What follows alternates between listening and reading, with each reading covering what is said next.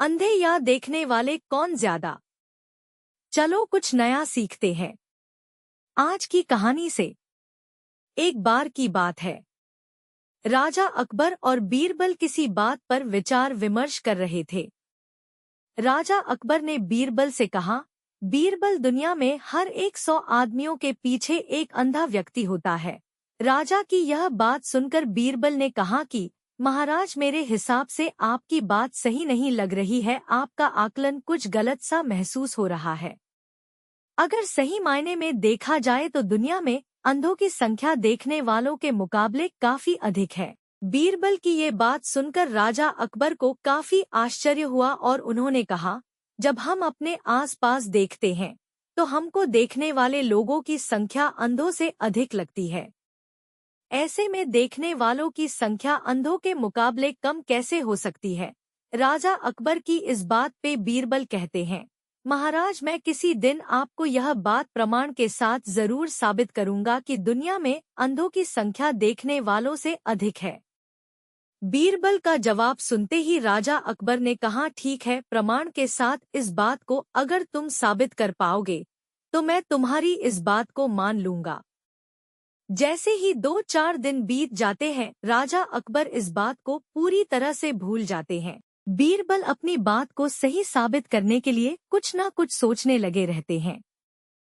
कुछ दिन बीतने के बाद बीरबल को एक योजना सूझती है और वे अपने साथ 2 मुनीम को लेकर बाजार की ओर चल देते हैं। बाजार पहुंचने के बाद बीरबल सिपाहियों को आदेश देते हैं कि एक चारपाई की चौखट लेकर आओ और उसे बुनने के लिए रस्सी भी मंगवाते हैं।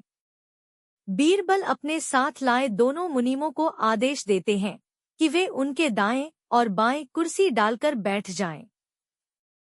साथ ही इस बात का ध्यान रखें कि दाएं बैठने वाले मुनीम उनके राज्य में मौजूद अंधों की सूची तैयार करेंगे और बाएं बैठने वाले मुनीम देखने वालों की सूची। बीरबल का आदेश मानते हुए दोनों मुनीम अपने अपने काम में लग गए और बीरबल चारपाई बुनने का काम शुरू कर देते हैं। बीरबल को बीच बाजार चारपाई बुनते देखकर धीरे धीरे वहां लोगों की भीड़ जमा होने लगती है। तभी वहां खड़ा एक आदमी बीरबल से पूछता है, आप ये क्या कर रहे हैं?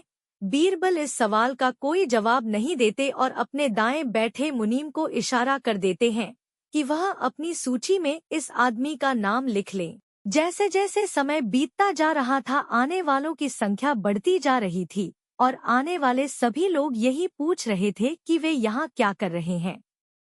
इसी के साथ बीरबल अपने दाएं मुनीम को इशारा देकर यह सवाल पूछने वालों का नाम अंधों की लिस्ट में डलवाते जा रहे थे। तभी अचानक वहां एक आदमी आया है और बीरबल से पूछता है कि इतनी धूप में बैठकर आप चारपाई क्यों बुन रहे हैं? तब बीरबल बिना कुछ बोले अपने बाएं बैठे मुनीम को यह सवाल पूछने वाले का नाम देखने वालों की सूची में लिखने का इशारा करते हैं। ऐसे ही धीरे धीरे पूरा दिन निकल जाता है। तभी इस बात की जानकारी राजा अकबर को मिलती है और वो भी ये सब देखने लिए बाजार पहुंच जाते हैं जहां बीरबल चारपाई बुनने का काम कर रहा था। राजा भी बीरबल से यह सब करने के पीछे की वजह जानना चाहते हैं, इसलिए वह बीरबल से पूछते हैं कि बीरबल, यह तुम क्या कर रहे हो? राजा का सवाल सुनते ही बीरबल अपने दाएं बैठे मुनीम को आदेश देते हैं कि अपनी अंधों की लिस्ट में महाराज अकबर का नाम भी शामिल कर दो। बीरबल की यह बात सुनकर राजा अकबर को थोड़ा गुस्सा आया और आश्चर्य भी हुआ। राजा अकबर ने कहा, बीरबल, मेरी आंखें पूरी तरह से ठीक है और मैं सब कुछ अच्छी तरह देख सकता हूँ, फिर क्यों तुम मेरा नाम अंधों की सूची में लिखवा रहे हो? बीरबल मुस्कुराते हुए कहते हैं, महाराज, आप देख सकते हैं कि मैं चारपाई बुन रहा हूँ। फिर भी अपने सवाल किया कि मैं क्या कर रहा हूँ। बीरबल का यह जवाब सुनकर राजा अकबर समझ जाते हैं कि बीरबल अपनी बात को प्रमाणित करने के लिए यह सब कर रहा है। राजा अकबर भी मुस्कुराते हैं और पूछते हैं, बीरबल, तो फिर बताओ, देखने वालों की संख्या अधिक है या अंधों की? राजा के सवाल पर बीरबल जवाब देते हैं, महाराज, मैंने जो कहा था वहीं बात सच निकली कि दुनिया में देखने वालों के मुकाबले अंधों की संख्या ज्यादा है। मेरे द्वारा तैयार की गई दोनों सूची का मिलान करने से आप भी इस बात को अच्छी तरह से समझ सकते हैं। बीरबल का उत्तर सुनकर राजा अकबर जोर से हंसते हैं और कहते हैं, बीरबल तुम अपनी बात को साबित करने के लिए कुछ भी कर सकते हो।